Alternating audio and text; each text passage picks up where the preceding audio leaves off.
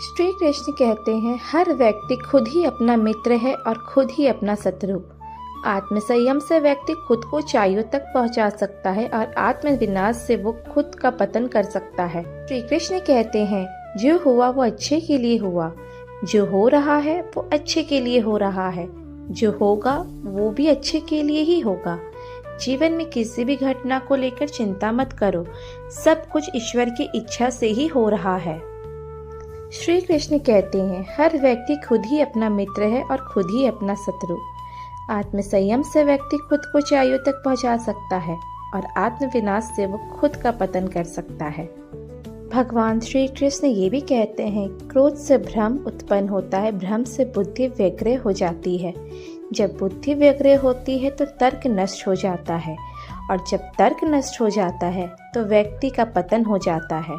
क्रोध पर नियंत्रण रखना ही सबसे बड़ी बुद्धिमानी है, इसलिए अपने क्रोध को हमेशा नियंत्रित रखना चाहिए। श्री कृष्ण ये भी कहते हैं कि जो व्यक्ति कर्म करता है लेकिन फल की इच्छा नहीं करता, वही सच्चा योगी है। निष्काम कर्म ही सच्चा धर्म है।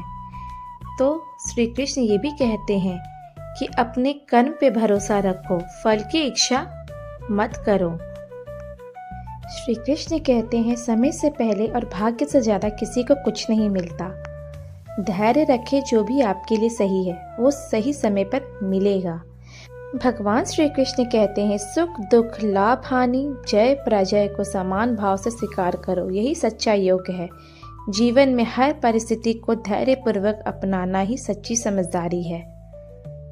भगवान श्री कृष्ण कहते हैं, जो हुआ उसे भूल जाओ, जो अभी है उस पर ध्यान दो और भविष्य की चिंता मत करो। अतीत पर पछताने और भविष्य की चिंता करने के बजाय वर्तमान में जीने पर ध्यान दो।